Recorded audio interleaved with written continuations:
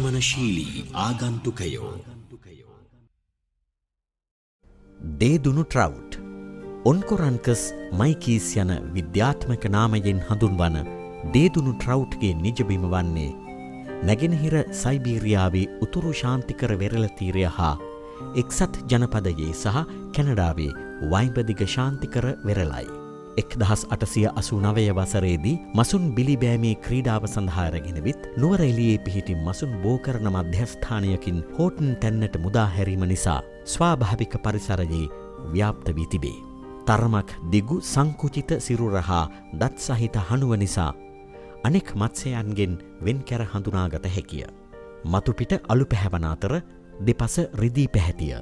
ලා රෝස පැහැති ඉරි ශරීරයේ දෙපස පිහිටා තිබේ. හිස සහ වරල ඇතුළු සම්පූර්ණ ශරීරයම තිත් සහිතය.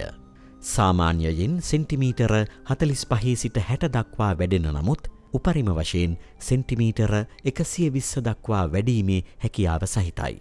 මේ වන විට මුහුදු මට්ටමේ සිට මීටර 1700ත් 2000ත් අතර වූ කඳුකර ප්‍රදේශයේ ඇලදොලවල දේදුණු ට්‍රවුට් දැකිය හැකි අතර හෝටන් තැන්න සහ පට්ටිපොළ පිහිටි බෙලිහුල් ඔය සහ අග්‍රා ඔය සුවිශේෂ ස්ථානයි. දේශීය මිරිදිය ඉස්සන් විශේෂයක් වන ලැන්කරිස් සිංහලෙන්සිස්ගේ ගහනය අඩු කරන බිලෝපිකයෙකු ලෙසත් දේශීය මත්ස්‍ය විශේෂ වඳ කිරීමට හෝ තර්ජනයට හෝ ලක් කරන හානිකර මත්ස්‍යයෙකු ලෙසත් දේදුණු ට්‍රවුට් හඳුනාගෙන තිබේ. මෙම ආක්‍රමණිකයා ස්වාභාවික පරිසරයෙන් ඉවත් කර ගැනීම ඉතාම කඩිනමින් කළ යුතුය.